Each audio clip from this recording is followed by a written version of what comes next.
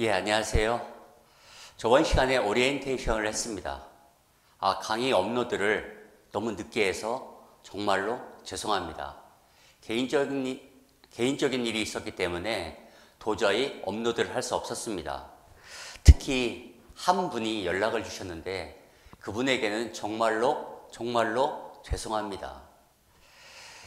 저번 시간에 오리엔테이션을 했을 때 약간 오해의 소지가 있는 것들이 있습니다. 그거에 대해서 잠깐 설명하겠습니다. 제가 강의를 할 때 약간 여러분께 반말을 하지? 이것은 여러분을 존중하지 않아서가 절대 아닙니다. 강의를 하게 되면 존댓말 하게 되면 말이 좀 길어집니다. 그러니까 좀 반말을 하는 겁니다. 여러분께서 이거는 넓은 마음으로 좀 이해해 주십시오. 학원에 오시게 된다면 제가 여러분께 정말로 잘해드릴 겁니다. 너무나도 친절하게 잘해드릴 거기 때문에 여러분을 존중하지 않아서가 아니다. 그거는 여러분께서 넓은 마음으로 이해해 주시길 바라겠습니다. 그리고 두 번째, 저번 시간에 오리엔테이션 할 때 이런 얘기를 했습니다. 우리가 시험을 준비할 때 전산 회계 2급, 회계 1급, 세무 2급, 세무 1급 이렇게 시중에 나와 있는 책들은 자격증별로 돼 있다. 그런데 이것은 조금 비합리적이다. 합리적이지 못하다. 그래서 우리는 과목별로 준비할 것이다. 이게 더 저는 개인적으로 합리적이다. 이렇게 생각했습니다. 그런데 시중에 있는 책들이 별로냐? 그거 아닙니다. 저도 그 책을 참조해서 썼습니다. 그리고 그분들이 강의를 들어봤습니다. 책도 너무나 좋은 책들이고 선생님들도 너무나 훌륭하시다. 근데 개인적으로 보는 관점이 조금 다른 것뿐입니다. 그런 거에 대해서 책이라든지 그런 거에 대해서는 시중에 나와 있는 책들이 나쁘다 이런 뜻이 절대 아닙니다. 훌륭하고 좋은 책들입니다. 단지 보는 관점이 약간 다르다. 이런 형태로 이해해 주시면 좋겠습니다. 이번 시간에는 뭐를 할 거냐면 여러분이 회계를 공부함에 있어서 기초적인 얘기들 이런 거 미리 좀 배경 지식으로 깔고 가야 된다. 이게 회계를 이해하는데 도움이 될 겁니다. 약간 상식적인 얘기를 한번 해보도록 하겠습니다. 그냥 간단하게 마음 편안하게 알고 있으면 그렇구나 생각하시면 되겠습니다. 첫 번째, 그러면 회사가 뭐냐부터 한번 얘기해 볼까요? 회사는 영리 추구를 목적으로 해서 인적 자본과 물적 자본을 결합해서 재화나 용역을 판매하는 조직이다. 이렇게 됐습니다. 즉 영리를 목적으로 해서, 즉 돈 벌 목적으로 해서 인적 자본, 즉 사람과 물적 자본, 돈, 사람과 돈을 투입해서 생산한 재화나 용역을 판매하는 조직을 우리는 기업이라고 한다. 그럼 기업은 나누는 방식이 상당히 여러 가지가 있습니다. 첫 번째, 영리성이 있느냐 없느냐로도 구분합니다. 즉 영리회사다. 즉 돈 벌 목적이어야 됩니다. 즉 영리성이 있어야 됩니다. and입니다. 즉 영리성이 있고 이 돈을 벌었다면 이 돈을 벌은 돈을 주주나 출자자에게 분배할 수 있는 기업, 이걸 우리는 영리회사라고 하는 겁니다. 즉 영리회사는 돈 벌 목적이고 돈을 벌었다면 주주들에게 분배할 수 있는 회사, 이걸 우리는 영리회사라고 한다. 대표적인 예가 우리가 일반적으로 알고 있는 기업들은 다 영리회사다. 삼성전자, LG전자, 현대자동차, 포스코 이런데 다 돈 벌 목적이죠. 돈을 벌었으면 우리가 주주들에게 배당금을 지급하죠. 다 영리회사다. 영리회사의 반대 개념, 즉 영리회사 이외의 회사, 이걸 우리는 비영리회사라고 한다. 돈 벌 목적으로 설립된 게 아닙니다. 대표적인 게 정부, 나라, 돈 벌 목적이 아니죠. 학교, 교육 목적이지 돈 벌 목적이 아닙니다. 종교단체, 당연히 돈 벌 목적이 아니야. 두 번째, 영리성은 있습니다. 그런데 돈을 벌었으면 이 돈을 주주들에게, 출자자에게 분배할 수 없는 회사, 이걸 우리는 비영리 회사라고 한다. 대표적인 게 연세유업입니다. 연세대학교에서 연세우유 만들죠. 당연히 영리성이 있는 겁니다.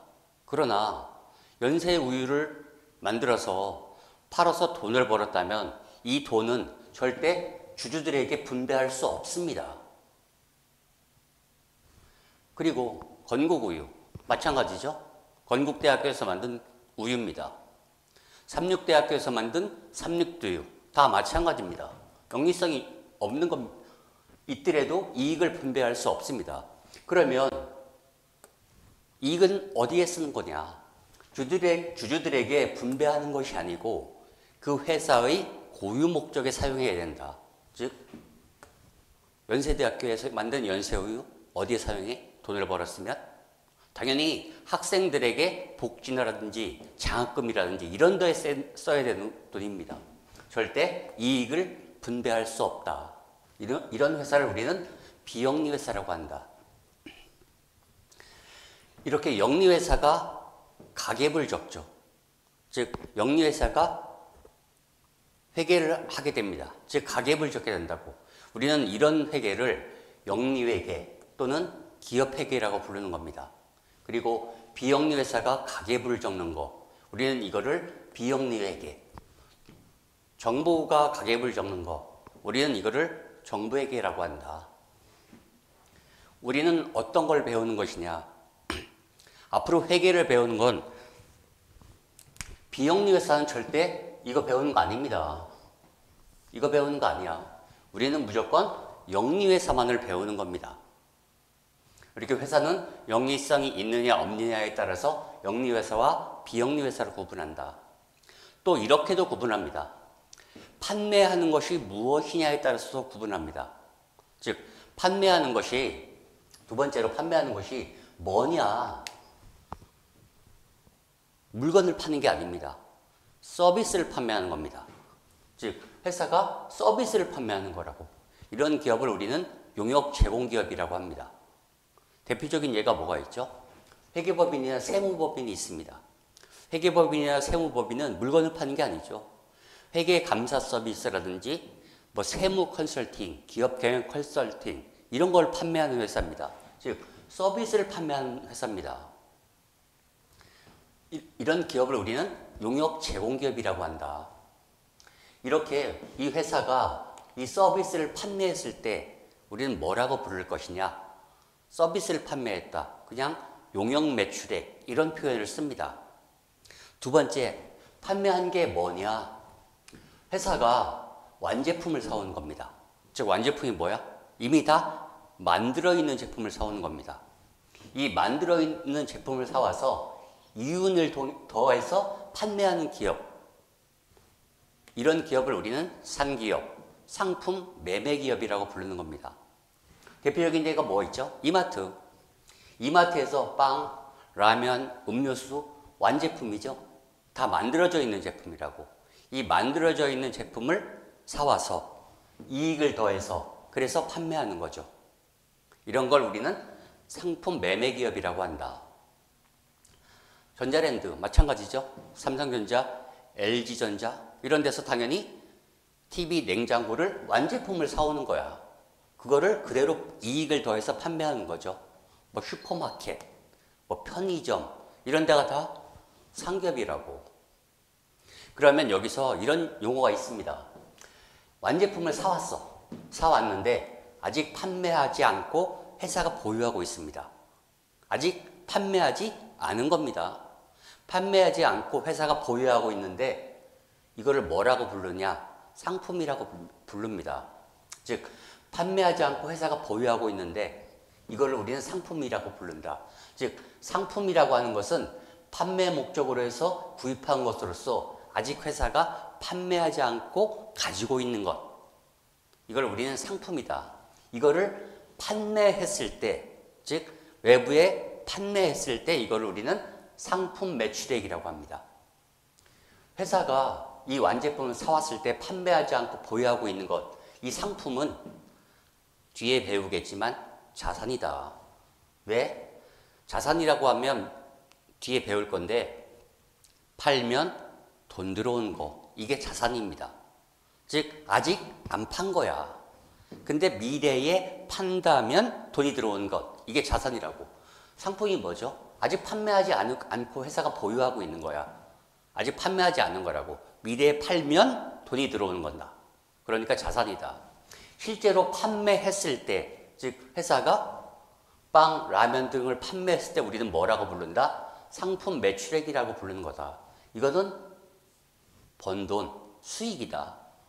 상품은 자산이다. 세 번째, 회사가 완제품을 사오는 게 아닙니다. 원재료를 사오는 겁니다. 원재료를 사와서 이거를 노동력도 투입하고 생산 요소도 투입해서 어떤 제품을 만듭니다. 즉 완제품을 만들어. 이 완제품을 만들어서 이거를 판매하는 회사, 이걸 우리는 제조기업이라고 부르는 겁니다. 대표적인 예가 삼성전자. 스마트폰을 판매하기 위해서 액정도 사오고 배터리도 사오고 여러 가지 사오죠. 그래서 스마트폰을 만듭니다. 그래서 스마트폰을 판매하는 회사, 우리는 이런 기업을 제조기업이라고 부른다. 우리 전산세무 2급, 1급은 다 제조기업을 대상으로 하는 겁니다. 여기도 똑같습니다. 삼성전자가 물건을 만들었어. 즉 판매 목적으로 해서 완전히 완제품을 만들었어. 이걸 뭐라고 부른다? 제품이라고 부르는 겁니다. 제조기업이니까 제품이라고 부르는 거다. 즉 판매하지 않고 보유하고 있는데 생산한 재화, 이걸 우리는 제품이다. 제품은 뭐다? 자산이다. 이거는 나중에 팔면 돈이 들어오는 거기 때문에 자산이다. 실제로 물건을 팔았을 때 이걸 우리는 번 돈, 이래서 수익이라고 하는 겁니다. 즉 정리해 볼까요? 뭐를 판매하는 거냐? 서비스를 판매하면 용역 제공기업, 완제품을 판매하면 상기업, 상품 매매기업, 그리고 원재료를 구입해서 그것을 만들어서 파는 회사를 제조기업이라고 한다. 회사가 판매하지 않고, 즉 판매 목적으로 구입한 재화인데 아직 판매하지 않고 회사가 가지고 있다. 이걸 우리는 상품이라고 하는 거고, 원재료를 구입해서 완전히 다 만들었다. 즉 판매 목적으로 해서 완전히 만들었는데 아직 판매하지 않고 있다. 이거를 우리는 제품이라고 부른다. 상품은 판매 목적으로 구입한 재화, 제품은 판매 목적으로 생산한 재화. 이거를 팔면 우리는 매출액, 상품 매출액, 제품 매출액. 상기업이니까 상품이라고 하는 거고 상품 매출액이라고 하는 겁니다. 제조기업이니까 제품이라고 하고 제품 매출액이라고 이렇게 부르는 겁니다. 이렇게 두 가지 형태로 또 나눴습니다. 예, 세 번째입니다. 누가 회사를 얻느냐에 따라서 개인기업과 법인기업으로 나눈다. 개인이 만든 기업을 개인기업, 법인이 만든 기업을 법인기업. 근데 법인이 만든 기업은 네 가지가 있습니다. 한명, 합자, 유한, 주식회사. 우리는 한명, 합자, 유한은 고려의 대상이 아닙니다. 우리는 무조건 회계를 하게 되면 주식회사를 대상으로 하는 겁니다.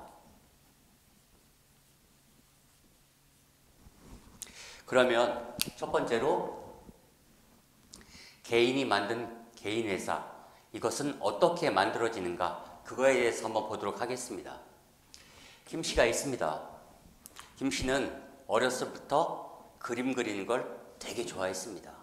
그래서 꿈이 화가입니다. 김 씨는. 그런데 부모님이 반대를 하죠. 화가 안 돼. 밥 먹고 살기 힘들어. 그래서 부모님이 반대해서 이분이 공고를 갑니다. 즉 공업고등학교를 가. 그런데 너무 적성이 안 맞는 겁니다. 그래서 학업이 너무 부진했습니다. 반에서 한 40등 했다고 합니다. 자기 뒤에 운동하시는 분밖에 없다고 합니다. 그렇게 취미가 없었습니다. 부모님이 너무 안타깝죠. 그래서 김 씨에게 미술학원을 보내줍니다. 근데 미술학원을 가니까 이분이 어렸을 때부터 화가가 되고 싶었지만 화가만 있는 게 아니구나. 그래서 학원을 가서 디자인을 배우게 됩니다. 그래서 나중에 대학에서 디자인을 전공합니다. 그래서 나중에 자기가 직접 수제 가구점을 하나 차립니다. 그래서 김 씨가 수제 가구점을 하나 차리는 겁니다. 그래서 돈을 내고 수제 가구점을 차립니다. 그러면 개인이 김 씨가 이 개인 기업을 어떻게 만드는지 한번 보도록 하겠습니다. 일단 김 씨가 가구점을 차리려고 여기다 돈을 내죠. 그러면 제일 먼저 해야 될 게 건물을 임대해야 됩니다. 그러면 이거 한번 볼까요? 여기 건물 주인이 있습니다. 그리고 건물을 빌리려고 하는 김 씨가 있어. 그러면 건물 주인이 김 씨에게 건물을 빌려주죠. 그리고 이 김 씨는 월세와 보증금을 지급하는 겁니다. 그러면 이 건물 주인을 뭐라고 부르느냐? 임대인이라고 부르는 겁니다. 건물을 빌린 사람, 빌린 사람. 이 사람을 우리는 임차인이라고 합니다. 임대인과 임차인이 계약을 맺었다. 그래서 우리는 임대차 계약이다. 그러면 이 월세는 뭐냐? 이 사람은, 임대인은 월세를 받는 거죠. 우리 이렇게 받는 돈을 임대료라고 하는 겁니다. 이 사람이 받는 거죠. 번 돈이야. 수익입니다. 이 월세, 즉 이 사람이 월세를 지급하는 거죠. 월세를 주는 거라고. 즉 쓴 돈이죠. 비용이라고. 이걸 뭐라고 불러? 임차료라고 부르는 겁니다. 이 사람이 보증금을 주면 이 사람은 보증금을 받습니다. 임대인은. 임대인이 받는다라고 해서 임대 보증금입니다. 그러면 임대 기간이 끝나게 되면 임대인은 임차인에게 돈을, 보증금을 돌려줘야 되죠. 미래에 돈을 지급해야 됩니다. 즉 부채라고, 빚입니다. 이 사람은 돈을 받았지만 미래에 줄 돈이기 때문에 빚이라고. 그러나 임차인 같은 경우에는 보증금을 일단 먼저 주죠. 근데 임대 기간이 끝나면 돈을 돌려받는 거죠. 즉 미래에 돈이 들어오는 것, 이걸 임차보증금이라고 해서 자산이라고 합니다. 수익이랑 비용, 그리고 부채랑 자산은 다음 시간에 좀 더 자세하게 하겠습니다. 즉 수익은 번 돈을 얘기하는 거고, 그리고 쓴 돈은 비용이라고 한다. 자산은 미래에 돈이 들어오는 걸 자산이라고 한다. 임차인은 미래에 임대기간이 끝나면 돈이 들어오니까 자산이다. 임차보증금은. 부채는 빚을 의미한다. 즉 빚이라는 얘기는 미래에 갚아야 된다는 얘기다. 임대인은 나중에 임대기간이 끝나면 이 사람에게 돈을 돌려줘야 되기 때문에 빚이기 때문에 부채다. 이렇게 건물을 임대했습니다. 그러면 인테리어를 해야 되겠죠. 그리고 사람도 뽑아야 됩니다. 이렇게 다 했으면 세무서에 가고 사업자 등록을 합니다. 그러면 사업자 등록번호가 나와. 그리고 사업을 막 하면 되는 겁니다. 이렇게 사업을 막 해 나갑니다. 그런데 이 수제 가구점에서 돈을 엄청나게 벌었습니다. 그러면 이 김 씨는 여기서 벌은 돈을 막 가져올 수 있는 겁니까? 당연히 갖고 올 수 있지. 왜? 이 김 씨와 이 수제 가구점은 어떤 관계야? 동일한 인격체라니까. 김 씨의 재산과 이 수제 가구점의 재산은 다 김 씨가 돈을 냈으니까, 그리고 만들었으니까 여기서 번 돈은 다 김 씨의 돈입니다. 즉 여기서 돈을 벌게 되면 나중에 소득세를 납하게 되는 겁니다. 하나의 인격체입니다. 그러면 운이 안 좋아서 쫄딱 망했습니다. 이 가구점이 망했다고 한번 해보겠습니다. 그러면 김 씨는 가구점에서 빚을 다 갚아야 됩니까? 쫄딱 망해서 월세도 빚지고 거래처에 대해서 거래 대금도 빚지고 쫄딱 망했어. 갚아야 돼? 당연히 갚아야 됩니다. 즉 회사가 망하게 되면 이 빚은 개인과 이 회사는 동일한 인격체이기 때문에 당연히 갚아야 됩니다. 책임이 무한하다. 그래서 우리는 무한 책임이라고 하는 겁니다. 책임이 한도가 없다. 그래서 무한 책임입니다. 당연히 갚아야 되는 거야. 만약에 김 씨가 돌아가셨다. 그러면 이 회사는 어떻게 되는 겁니까? 얘와 얘는 동일한 인격체라니까 이게 없어지면 당연히 이것도 없어지는 겁니다. 즉 개인이 사망하게 되면 당연히 회사도 없어지는 겁니다. 그런데 아들이 계속 하는데요. 그런 얘기 할 수 있죠. 이건 어떻게 하는 거냐면 이분이 아들이 폐업 신고를 하고 아들 이름으로 다시 사업을 개시하는 겁니다. 완전히 별개의 동일한 인격체라니까. 그래서 회사의 재산과 개인의 재산은 완전히 개인 기업은 동일한 인격체입니다. 두 번째 법인에서 한번 보도록 하겠습니다. 여기 김 씨가 쫄딱 망했습니다. 그래서 열심히 돈을 벌면서 돈을 갚아나가죠. 그러면서 나중에 또 회사를 차려야지 이런 생각을 가지고 있습니다. 그러면서 또 회사를 차립니다. 이번에는 주식회사를 차립니다. 그럼 주식회사는 뭐냐? 주식회사는 주식을 발행한 회사다. 에? 주식은 뭐야? 회사에 갖는 지분이 주식이다. 이것도 잘 와닿지가 않죠? 회사에 갖는 지분이다. 그러면 이런 예를 한번 들어보도록 하겠습니다. 여기 회사가 있습니다. 회사가 있어. 이 회사는 100만 원짜리 회사야. 즉 이 회사가 100만 원짜리 회사라는 얘기입니다. 발행 주식수라는 게 있습니다.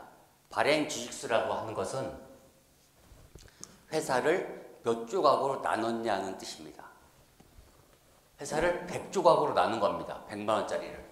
요거 하나, 둘, 셋, 넷 이렇게 해서 100조각을 나눈 겁니다. 그러면 한 주당 얼마겠습니까? 요게 10,000원이 되겠죠? 요 한 조각, 요거를 우리는 주식이라고 하고 지분이라고 하는 겁니다. 즉 주식을 발행한 회사라고 하는 주식회사는 주식을 발행한 회사고 그 주식이라고 하는 것은 회사에 갖는 지분이다. 요 하나하나를 우리는 주식이라고 하고 지분이라고 하는 겁니다. 그러면 A라는 사람이 있습니다. A라는 사람이 여기다가 10,000원을 내고 한 주를 받죠. B라는 사람은 20,000원을 냅니다. 그리고 두 주를 받습니다. 그리고 C라는 사람은 510,000원을 내고 51주를 받았다고 하겠습니다. 그러면 A와 B와 C는 어떤 관계일까? 즉 A와 B와 C는 돈을 벌 목적으로 해서 A, B, C는 여기에 10,000원을 투자하고 B는 20,000원을 투자하고 C는 510,000원을 투자한 겁니다. 즉 A와 B와 C는 동업을 하는 관계라고. 즉 동업을 하는데 동업에 대한 증표로 주식을 수령하게 되는 겁니다. 즉 주식은 뭐다? 동업을 하는 증표다. 이게 주식이고 지분이다. 그러면 이렇게 회사에 대해서 주식을 가지고 있는 사람을 뭐라고 하느냐? 주주라고 부르는 겁니다. 그러면 여러 사람이 동업을 하는 거라 했죠. 그러면 동업을 하게 되면 대표를 뽑아야 되겠지. 우리가 반에서 반장을 뽑게 되면 어떻게 투표를 합니까?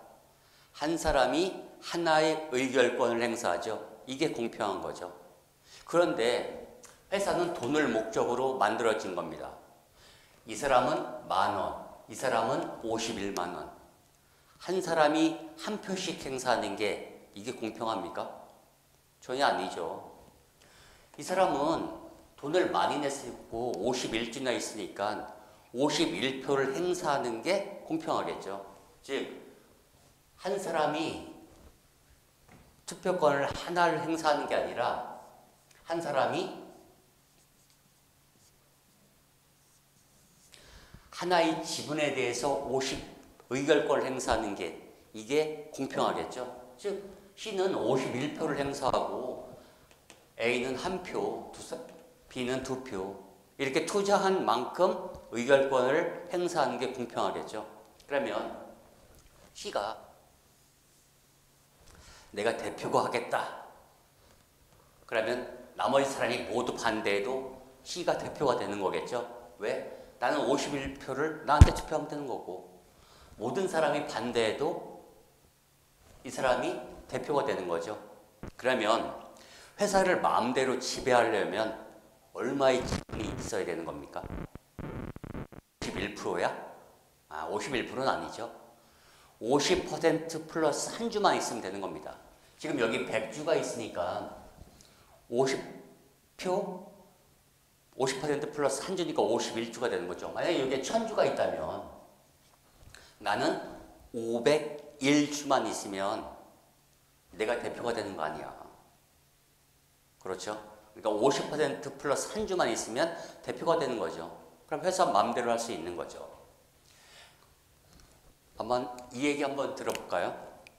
회사가 이런 겁니다. 우리가 100만 원짜리를 100등분을 했다고 했죠. 그러면 삼성전자 한번 얘기 들어볼까? 삼성전자는 얼마짜리야? 삼성전자는 300주짜리야. 몇 등분으로 쪼갠 거야? 60억 등분으로 쪼갠 겁니다. 그래서 얼마야? 5만 원인 겁니다. 삼성의 라이벌이라고 얘기하는 LG전자는 기업 가치가 20주짜리입니다. 몇 등분을 쪼갠 거야? 2억 등분으로 쪼갠 겁니다. 그래서 주가가 얼마야? 10만 원이 되는 겁니다. 우리가 보면 삼성은 5만 원이고 LG는 10만 원이니까 LG가 2배로 비싸니까 LG가 더 큰 건가? 이런 생각을 할 수 있죠. 그게 아니라는 거야. 왜 그런 거냐? 이 기업 가치가 틀리고 너 얼만큼 쪼갰느냐에 따라서 이 가치가 달라지는 거기 때문에 이렇게 차이가 나는 겁니다. 삼성 입장에선 열받죠? 우리는 300주짜리 회사야. 60억 등분을 했어. 그리고 주주가 몇 명이냐? A, B, C 이런 사람이 몇 명이냐? 450만 명입니다. 서울 인구가 몇 명이나 되죠? 1000만 명이 안 되잖아. 서울의 반이 삼성전자 주식을 갖고 있는 거라고. 국민기업이죠. LG 20주짜리잖아. 300주짜리고 한 15배 차이 나죠. 근데 LG가 라이벌이라고 하니까 열받죠. 그런데 왜 이렇게 차이가 납니까? 삼성과 LG가. LG는 없는 게 많죠. 첫 번째, 삼성은 반도체가 있잖아. 반도체에서 돈을 많이 벌죠. LG 반도체 있습니까? 옛날에는 있었습니다. 그게 어디야? 하이닉스. 이 얘기하면 또 할 말 많습니다. 나중에 이 얘기 해드리겠습니다. 뒷이야기. LG는 반도체가 없어. 돈을 못 벌어. 두 번째, 스마트폰. 삼성 잘 나가죠? 전 세계 시장 점유율 1위입니다. LG? 망했습니다. 스마트폰이 나오기 전에 전 세계 핸드폰 1위 어디야? 노키아. 2등 어디야? 삼성. 3등 어디야? LG입니다. 4등 하거나. 전 세계에서 휴대폰을 LG도 잘 나갔습니다. 그런데 스마트폰 때 쫄딱 망했죠. 똑같이 또 삼성은 백색 가전 있죠. TV, 냉장고, 에어컨 뭐 여러 가지 있죠. LG전자도 똑같이 있죠. 드디어 LG가 힘을 냅니다. 올해 2024년도에 LG가 백색 가전에서 삼성을 이겼다는 얘기가 나옵니다. 힘낸 거죠. 약간 이렇게 또 디스플레이도 있습니다. 삼성은 삼성전자 내에 삼성 디스플레이가 있습니다. LG는 LG전자 내에 LG 디스플레이가 없어. LG 디스플레이라고 하는 다른 기업이 있습니다. 그래서 약간 차이가 있습니다. 디스플레이 참 안타깝습니다. 둘 다 망해가죠. 전 세계 디스플레이의 거의 한 80%이 정도는 삼성과 LG가 꽉 잡았죠. 지금 다 어디 갔습니까? 중국한테 넘어갔어. 다 웬만하면 다 중국에게 넘어갔습니다. LG 디스플레이 중국 공장 망했습니다. 그래서 폐업했습니다. 거의 문 닫은 거로 알고 있습니다. 삼성도 마찬가지야. 그냥 엄청 좋은 디스플레이는 나노 디스플레이라든지 뭐 퀀텀 뭐 그런 거죠. 그런 것만 비싼 것만 하지 중저가는 다 중국에 넘어갔다. 좀 안타깝죠. 삼성과 LG가 이렇습니다. 그러면 정말로 여기로 돌아와서 자, 김 씨가 이번에는 진짜로 한번 주식회사를 차려보겠습니다. 똑같습니다. 첫 번째, 건물 임대합니다. 인테리어하고 사람 뽑습니다. 근데 건물 임대하는데 돈이 없죠. 쫄딱 망해서. 그래서 이분이 자기 집 주소로 합니다. 그리고 사업자 등록을 해야 되겠죠. 법인은 사업자 등록을 하기 전에 법인 등기라는 걸 먼저 해야 됩니다. 그럼 법인 등기를 하려면 법무사를 찾아갑니다. 법무사를 찾아가면 주소는 어디로 할 겁니까? 주소 건물 뚫딱 망해서 집 주소로 할 겁니다. 이렇게 얘기를 합니다. 자본금은 얼마로 할 겁니까? 나 이 회사 100만 원짜리로 할 겁니다. 발행 주식수 회사를 몇 조각으로 나눌 겁니까? 100조각으로 나눌 겁니다. 즉, 이 하나하나가 주식이고 지분이라고 얘기했죠. 그러면 100만 원짜리를 100조각으로 나눴으니까 하나하나의 조각은 10,000원이 되겠죠. 이렇게 법원에 등기를 합니다. 등기를 하게 되면 법원에서 등기가 나옵니다. 등기가 나오면 이 하나의 회사는 사람이 되는 겁니다. 그러면 김 씨가 이 회사에 100% 투자를 한 거죠. 돈을 100만 원을 낸 거라고. 그리고 그에 대한 대가로 주식 100% 100주를 받은 겁니다. 그러면 이 회사와 개인 김 씨는 어떤 관계이냐? 완전히 별개의 인격체입니다. 여기서 개인 기업 같은 경우에는 개인과 개인과 이 회사는 하나의 인격체, 동일한 인격체라고 얘기했습니다. 그러나 주식회사는 완전히 다릅니다. 법원에서 등기가 나오면 이거는 지금부터 하나의 사람이 되는 겁니다. 얘와 얘는 완전히 뭐라고? 별개의 인격체라고. 하나가 아닙니다. 그런 다음에 사업자 등록을 하고 사업을 하는 겁니다. 근데 사업이 너무 잘 돼. 그러면 여기서 벌은 돈을 이 사람이 막 가져올 수 있습니까? 절대 안 됩니다. 왜? 하나의 인격체라니까. 김 씨가 이 사람 거를 갖고 올 수가 없는 거야. 이 사람은 하나의 인격체라니까. 갖고 오면 뭐야? 도둑질입니다. 절대 오가고 오는 겁니다.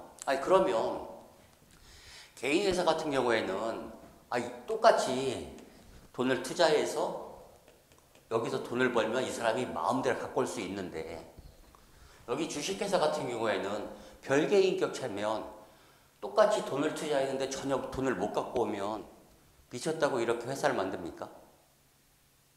그렇죠. 저기는 마음대로 갖고 올 수 있는데 여기는 별개의 인격체이기 때문에 전혀 못 갖고 온다. 그러면 이 김 씨는 어떤 형태로 해서 돈을 회수하는 거냐? 이런 형태로 회수하는 겁니다. 회사에 근로를 제공하죠. 회사에 가서 일하잖아. 그러면 여기에서 월급을 받는 겁니다. 그런데 내가 지분이 되게 많죠. 월급은 내 맘대로 정하는 거야. 월 1억 이렇게 정하는 겁니다. 그리고 김 씨가 회사에 투자를 했죠. 투자를 했으면 돈을 냈다고. 그리고 그에 대해서 주식을 받은 거죠. 그러면 투자에 대한 대가로 회사가 고마워 하고 배당금을 줄 수 있는 거라고. 그리고 김 씨는 지금 이 100%의 주식을 갖고 있기 때문에 이 주식을 외부에 판매해서 돈을 회수할 수 있다고. 즉 김 씨가 돈을 회수하는 방법은 월급을 받거나 회사로부터 배당금을 받거나 아니면 주식을 판매해서 회수하는 겁니다. 절대 회사 돈을 막 갖고 올 수는 없는 거라고. 왜? 얘와 얘는 완전히 별개의 인격체이기 때문입니다. 다른 거야. 이렇게 했습니다. 근데 김 씨가 계속 사업을 해 나가. 그런데 돈이 너무 없죠. 너무 힘들어. 그래서 투자자들을 만나러 돌아다닙니다. 우리 회사에 투자해 주세요. 우리 회사 너무 좋습니다. 이렇게 얘기를 하는 겁니다. 근데 어떤 투자자가 와서 얘기합니다. 내가 너한테 투자할게. 얼마를? 3억을. 근데 공짜로 할 수는 없는 거죠. 내가 이 회사에 3억을 투자할게. 그 대신에 지분 10%를 주십시오. 이렇게 얘기를 하는 거야. 즉 A라는 사람이 와서 여기에 3억을 내겠습니다. 그 대신에 지분 10%를 주십시오. 이렇게 얘기하면 이 사람이 100% 갖고 있는 거죠. 그러니까 회사는 지분이 없는 거 아니야. 그러면 이 사람이 90주죠. 그리고 90%가 되는 겁니다. 그러면 이 사람이 10주를 회사한테 파는 겁니다. 그런 다음에 이 회사는 이 사람한테 10주를 주는 거야. 그러면 이 사람은 여기에다가 3억을 내겠죠. 그러면 이 3억을 받았으면 이 사람은 여기다 회사한테 10주를 팔았으니까 그에 대한 대가로 여기에 3억 원을 받는 거라고. 그러면 A는 90주 갖고 있고 김 씨는 90주, 90% 갖고 있고 그리고 A는 10% 10주를 갖고 있는 거죠. 이렇게 A와 B는 뭐라고? 회사를 돈을 벌 목적으로 해서 동업을 하는 관계라고. 나중에 이제 회사가 점점 커지죠. 사업이 너무 잘 되는 거야. 그래서 외부에 있는 투자자가 얘기를 합니다. 이 회사 우리한테 파십시오. 얼마에 살 겁니까? 4조 7천억에. 이 회사가 어디입니까? 배달의 민족입니다. 김봉지 씨가 만들었다고 하는 배달의 민족이 4조 7천억에 작년에 팔렸습니다. 그러면 90% 돈을 갖고 있다면 얼마를 버는 겁니까? 이 사람은 10% 갖고 있죠. 4조 7천억이면 4,700억을 버는 거야. 그럼 김 씨는 얼마 버는 겁니까? 4조 한 2천억 정도 버는 거죠. 돈을 이렇게 버는 거라고. 그럼 외국 누가 산 겁니까? 이거 배달의 민족? 독일의 딜리버리 히어로즈인가? 그렇습니다. 지금 우리나라 사람이 산 거 아니야. 독일 회사야. 뭐 그런 게 소유권이 무슨 의미가 있냐마는 그렇습니다. 또 다른 예를 한번 들어볼까요?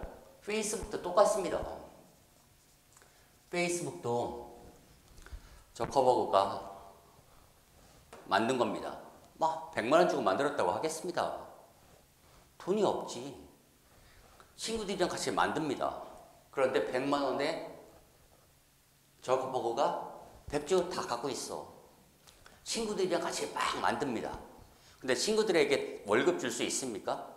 대학생이 무슨 월급을 줍니까? 그 대신에 주식을 줍니다.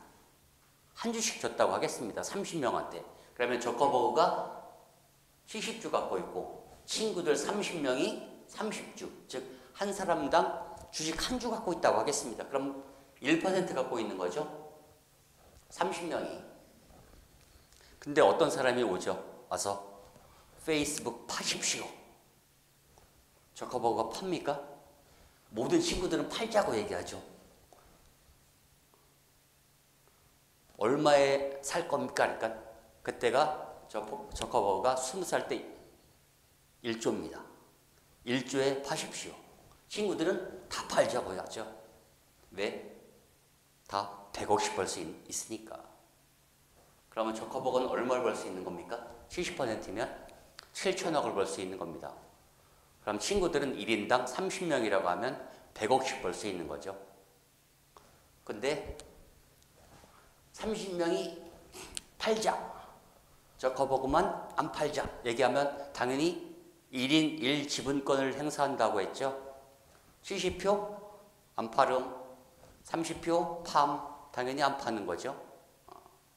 그래서 대부분 이때 초기 때에 회사를 같이 만드는 사람들은 다 거의 부자가 되는 사람이 없습니다. 이 사람들 안 팔았으니까, 안 판다고 하니까 열받죠. 회사 나갑니다. 그래갖고 자기가 갖고 있는 지분들을 몇만 달러, 몇천 달러 이렇게 팔아버립니다. 전혀 부자가 안 돼. 나중에 지금 페이스북이 인스타그램도 사죠. 한 2조 5천억인가 3조인가 그쯤 주고 삽니다. 페이스북과 인스타그램은 같은 회사야. 메타. 전 세계 메신저 시장을 꽉 잡고 있죠. 지금 페이스북의 시가총액이 얼마입니까? 2600조라고. 여기에 지분 1% 갖고 있으면 얼마입니까? 25조 갖고 있는 거야. 이렇게 되는 겁니다. 그러면 주식회사는 그럼 어떤 특징이 있느냐 한번 보겠습니다. 그러면 회사는 이렇게 한 번만 주식을 발행하는 게 아니라 1차, 2차, 3차 여러 번 주식을 발행합니다. 그러면 회사가 100억을 돈이 필요합니다.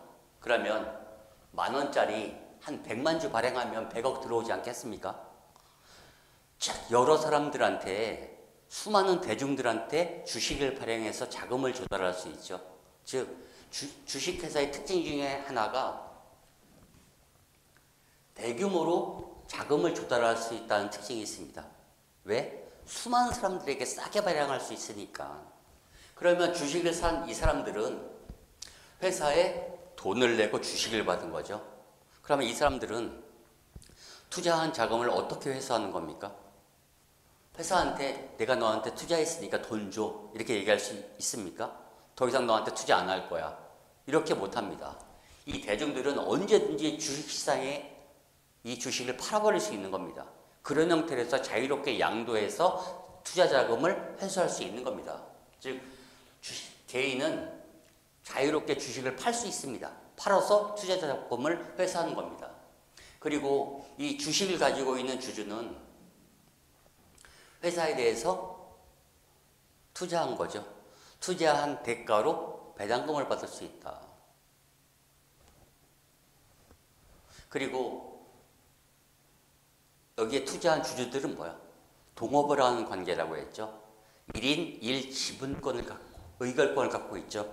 즉 투자의 대가로 배당금도 수령할 수 있고 투자의 대가로 1지분, 하나의 지분당 하나의 의결권도 행사할 수 있는 겁니다. 그러면 회사 입장에서 이렇게 주식을 발행해서 돈을 끌어왔어. 그러면 이 돈은 어디에 사용해야 됩니까? 사용 제한이 없어. 회사는 이렇게 주식을 발행해서 돈을 빌려왔으면 모든 데 다 사용할 수 있습니다. 딱 한 군데는 사용 못해. 거기가 어디라고? 배당금은 못 지급하는 겁니다. 즉 회사가 주식을 발행해서 돈을 갖고 왔습니다.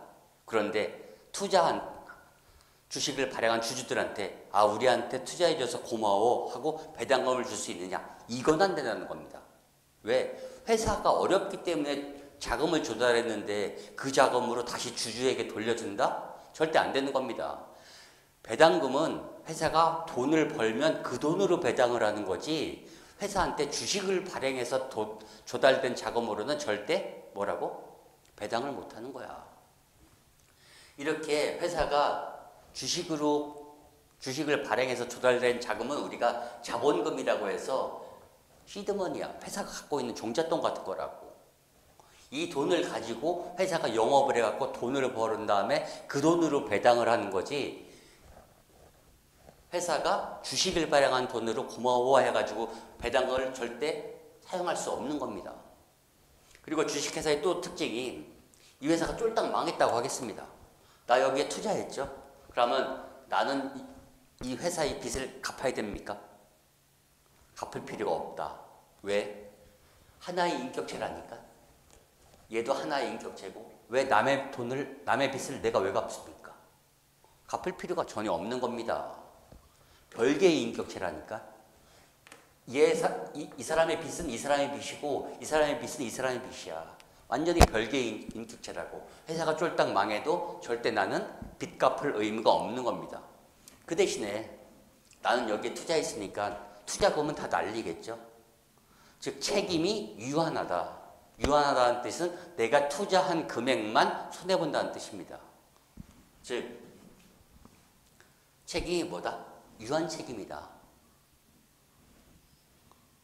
책임이 회사가 망하면 그 부채는 전혀 갚을 필요가 없다. 이런 뜻입니다. 그러면 또 이분이 사망했다고 하겠습니다. 그러면 회사가 없어집니까? 별개의 인격체라니까. 이분이 사망해도 회사랑은 전혀 문제가 없습니다. 얼마 전에 삼성전자의 이건희 회장님이 돌아가셨죠. 여전히 삼성전자 그대로 있잖아. 완전히 별개의 인격체라고. 지금까지 한번 그럼 정리해 볼까요? 개인회사와 법인회사 차이점이다. 개인회사는 이 회사와 개인은 완전히 동일한 인격체다. 즉 회사 재산과 개인의 재산은 다 똑같은 겁니다. 그래서 회사가 망하면 무조건 다 갚아야 되는 거야. 왜? 동일한 인격체이기 때문에. 그리고 개인이 사망하게 되면 동일한 인격체이기 때문에 당연히 이건 없어지는 겁니다. 주식회사는 주식을 발행하는 회사를 우리는 주식회사라고 한다. 주식은 회사에 갖는 지분이다. 즉 여기서 회사라고 했을 때 이 하나하나의 조각을 우리는 주식 지분이라고 한다. 그러면 A라는 사람, B라는 사람이, C라는 사람이 회사에 투자를 했으면 A, B, C는 뭐다? 동업어라는 관계입니다. 즉 주식회사는 동업어라는 회사다. 회사에 때 돈을 냈다는 얘기는 그만큼 여러 사람이 같이 동업을 하는 거고 투자에 대한 증표로서 즉 주주가 회사한테 투자한 거에 대한 증표로서 주식을 받는 거기 때문에 주식은 뭐야? 회사에 대해서 투자한 증표와 같은 거다. 이렇게 주식회사가 주식을 발행하게 되면 주식회사는 좋은 점이 있다. 뭐냐? 주주에게 대규모로 자금을 조달할 수 있기 때문에 좋다. 그리고 주주 같은 경우에는 언제든지 주식시장에 내다 팔 수 있다. 그렇기 때문에 투자 자금을 손쉽게 회수할 수 있다는 장점이 있다. 또 대중들은 이 투자한 대가로서 배당금도 받을 수 있다. 그리고 주주는 회사의 주인이죠. 주인이기 때문에 일지분, 일의결권, 의결권을 행사할 수 있다. 맞습니다.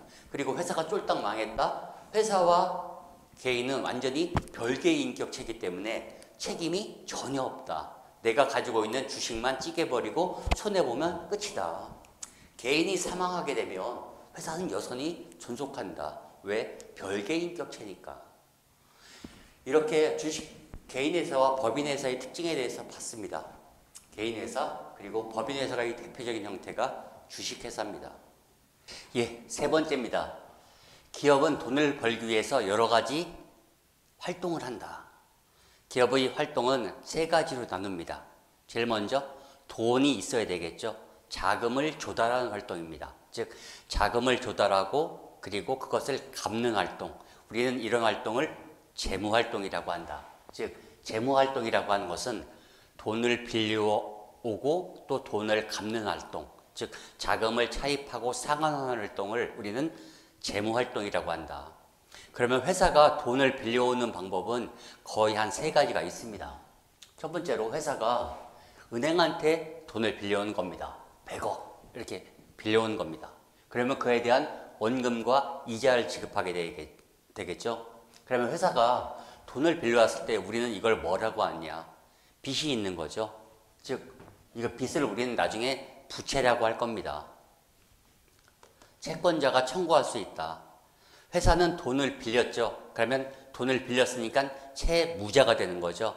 돈을 빌려준 사람은 채권자가 된다고.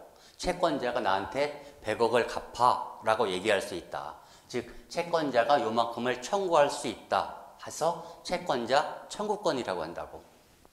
두 번째 방법은 회사가 돈을 빌리는데 은행이 안 빌려줍니다. 짜증나죠. 그래서 이렇게 하는 겁니다. 회사가 일반 대중들한테 돈을 빌리는 겁니다. 100억을 빌리고 싶어. 근데 개인이 100억을 빌려줄 수가 없죠, 대중들이. 그래서 100억을 빌리기 위해서 어떤 증서를 발행하는 겁니다.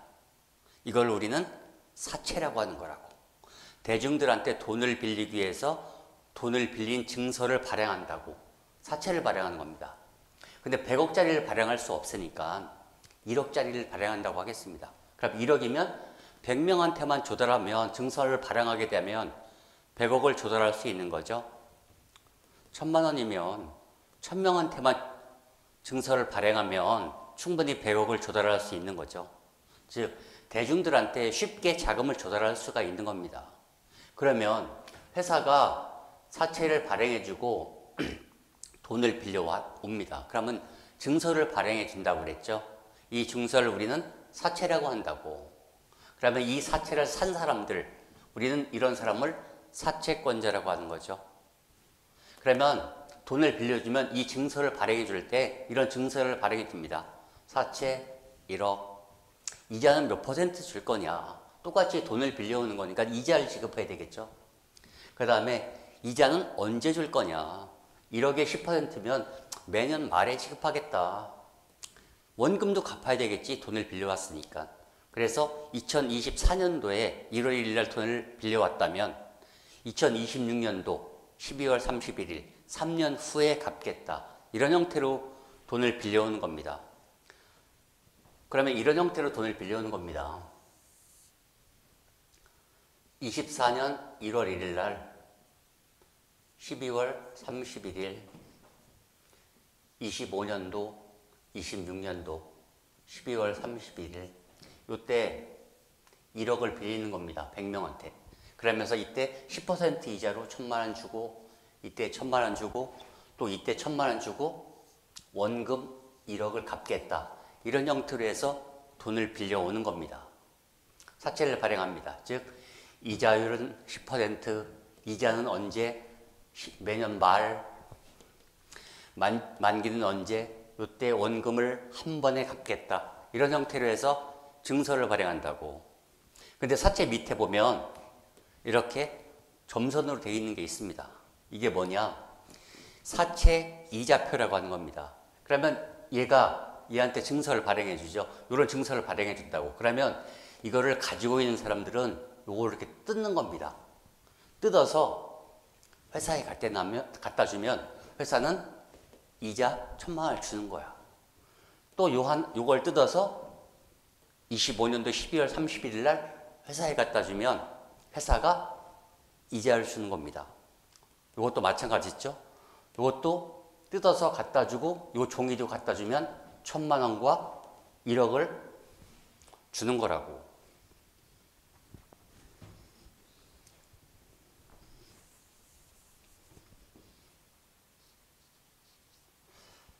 이렇게 돈을 빌리는 거죠. 여기 100억이 아니라 1억이죠. 이런 거를 100명한테 하는 거죠.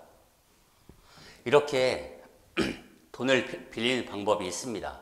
즉 은행에서 빌리거나 대중들에게 사채를 발행해서 돈을 빌리는 겁니다. 똑같이 회사 입장에서는 이 돈은 당연히 1억짜리 100명한테 돈을 갚아야 되는 거죠. 즉 회사도 똑같이 이거는 빚이다. 즉 회사는 이거를 사채라고 하는 거다. 회사가 발행한 게 아니고 나라가 발행했다. 국채. 지방자치단체가 발행했다. 지방채. 공공기관이 발행했다. 공채. 국공채라고 하는 게 이런 겁니다. 이런 형태로 자금을 조달할 수 있고, 세 번째로 주식을 발행하는 겁니다.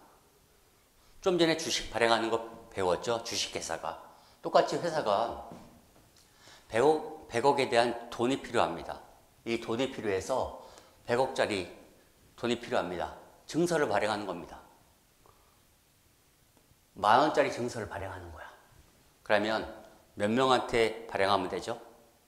100만 명한테 발행하게 되면 100억이 된다고. 그러면 어떤 사람은 10주, 어떤 사람은 100주, 어떤 사람은 1000주 이렇게 해갖고 100만 주를 발행하는 겁니다. 10,000원에 대해서. 이렇게 하면 회사는 100억을 조달할 수 있죠. 즉 그러면 이렇게 회사가 증서를 발행했으면 이거에 대해서 이자를 지급해야 되는 거죠. 주식회사는 뭐라고 그랬죠?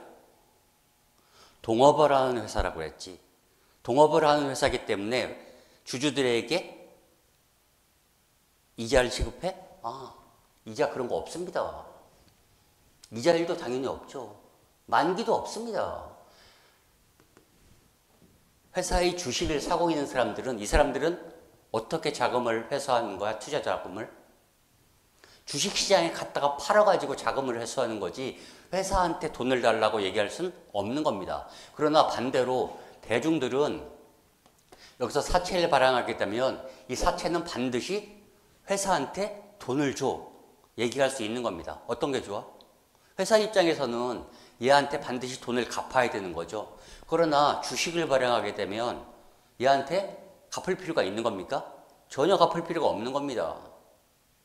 그래서 더 주식을 발행한 게 더 회사 입장에선 좋죠.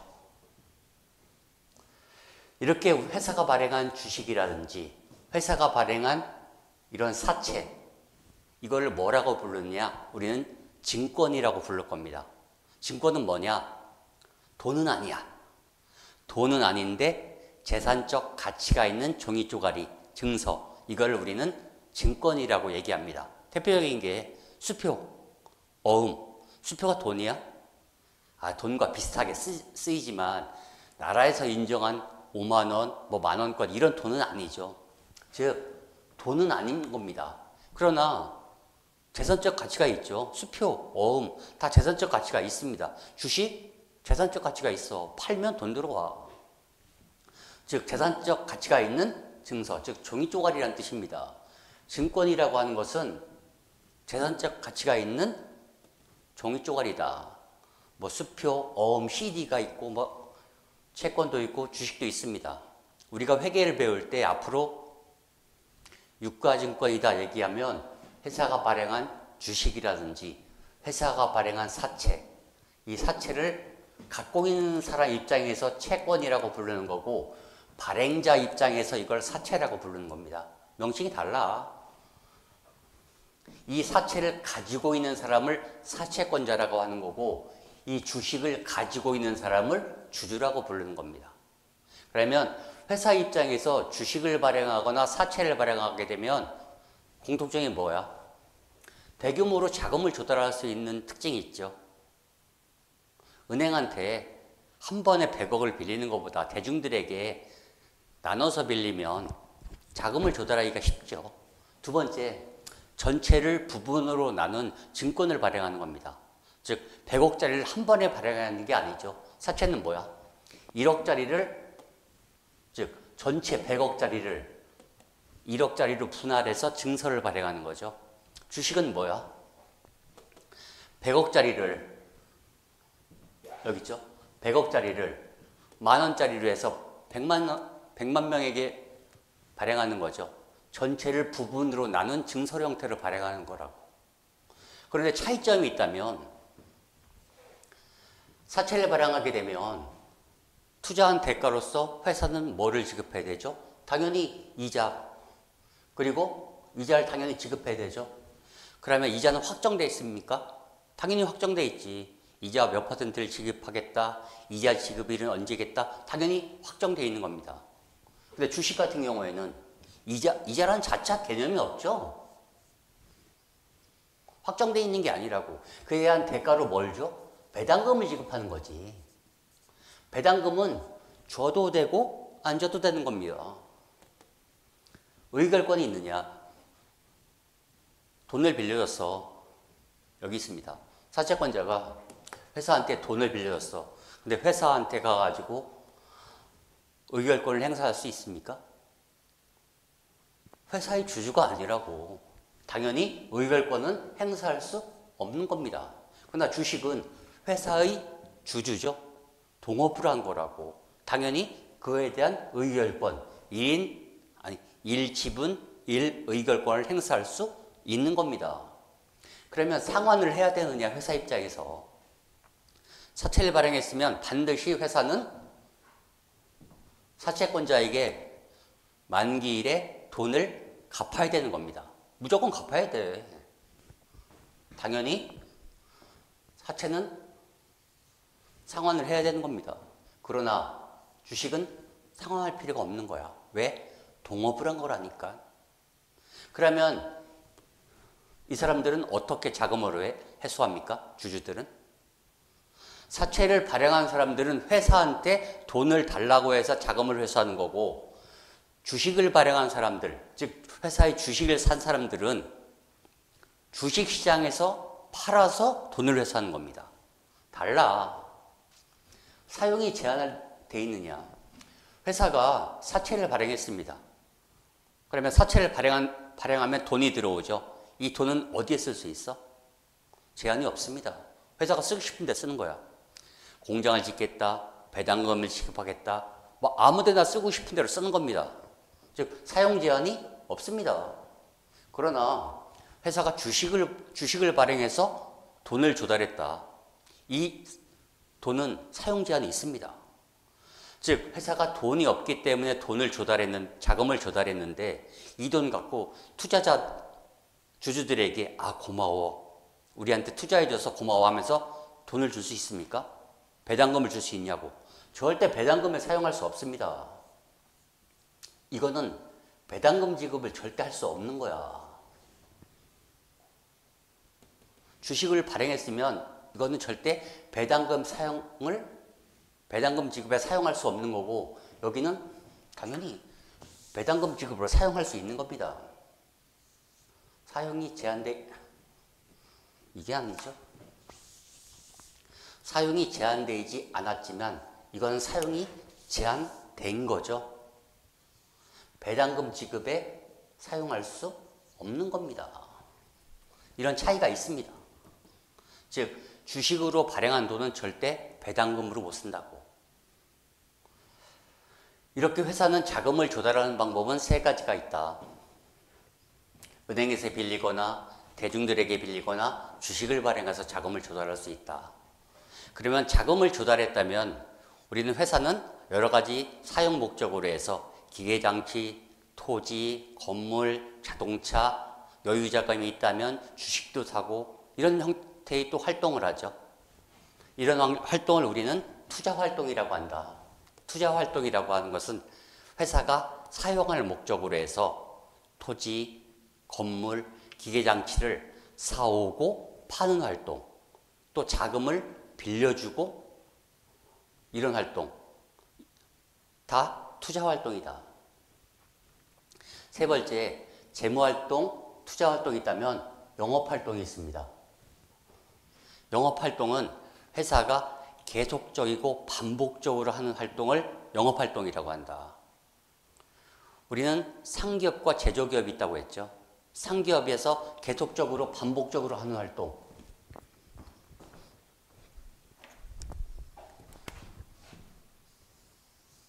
이런 활동이 뭐가 있겠습니까? 상기업, 제조기업에서 상품이나 원재료를 사오고, 상기업의 제조업은 상품이나 원재료를 당연히 사오고 또 상품과 제품을 판매하는 활동, 이게 계속적이고 반복적으로 하는 활동이죠. 회사 입장에선 이 활동이 제일 중요한 활동이죠. 이거를 자주 표현을 똑같은 표현입니다. 이게 이걸 잘 여러분이 아셔야 돼. 계속적으로 반복적으로 하는 활동을 영업활동이라고 하고, 이것은 주된 영업활동 아니면 일반적인 상거래, 정상적인 영업활동 다 같은 표현입니다. 즉 주된 영업활동이라고 합니다. 일반적인 상거래라고 표현합니다. 이것은 계속적으로 반복적으로 하는 활동, 정상적인 영업활동이다. 즉 정상적이다. 비정상적인 게 아니란 뜻이다. 즉 정상적인 활동이라는 얘기는 회사가 망하지 않고 계속적으로 하는 활동이다. 일반적인 상거래다. 그냥 특별하게 토지나 건물 이런 걸 취득해서 판매하는 활동이 아니라 일반적으로 상품이나 제품을 판매하거나 원재료를 구입하는 활동이다. 이거 반드시 구분할 줄 아셔야 됩니다. 왜 이런 얘기가 나오냐면 나중에 일반적인 상거래에서 발생한 채권이 있고 일반적인 상거래에서 발생한 채무가 있고 이런 얘기가 할 때 주된 영업활동에서 일반적인 상거래에서 정상적인 영업활동에서 이거는 뭘 뜻한다? 계속적인 반복적으로 하는 활동으로서 회사가 상품이나 원재료를 구입하고 상품이나 제품을 파는 활동이다. 같은 표현입니다. 그러면 계속적으로 반복적으로 하는 활동이 아니라 가끔씩 하는 활동이 있겠죠. 대표적으로 영업활동 빼고 투자활동과 재무활동이 다 가끔씩 하는 거지. 돈을 수시로 빌려올 수 없는 거고 여러 가지 토지 건물은 수시로 사는 게 아니죠. 계속적으로 반복적으로 사는 게 아니라고. 가끔 빌려오고 가끔 판매하는 거지 계속적으로 하는 게 아니라고. 이걸 어떻게 표현하냐면 주된 영업활동 이외의 활동이라고 합니다. 일반적인 상거래 이외의 활동이라고 부르는 거야. 대표적인 게 투자활동과 재무활동입니다. 꼭 구분해야 되는 게 영업활동이면 상품과 제품을 취득하거나 판매하는 거. 이거 이외의 활동은 모두 투자활동과 재무활동이다. 토지, 건물, 기장치를 사고 파는 행위 다 영업활동 이외의 활동이다.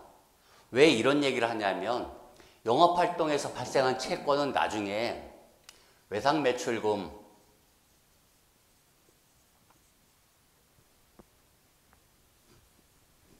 외상매입금이죠. 사는 거니까.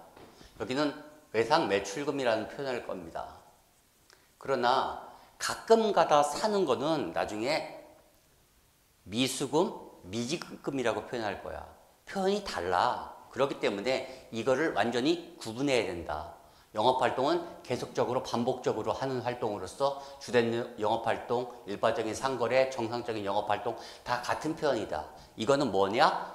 상품이나 제품을 사고 판매하는 활동이다. 이거 이외의 활동은 모두 다 투자 재무 활동으로서 이거는 토지, 건물, 기계장치를 사고 판매하는 활동을 얘기한다. 이렇게 배웠습니다. 이게 일반적으로 우리가 회계를 배우는 데 있어서 기초적인 상식적인 얘기입니다. 회사를 어떻게 구분할 것이냐, 뭐 그 얘기부터 해서 회사는 어떤 활동을 하느냐 여기까지 배웠습니다. 다음 시간에는 정말로 수업을 한번 해보도록 하겠습니다. 예, 감사합니다.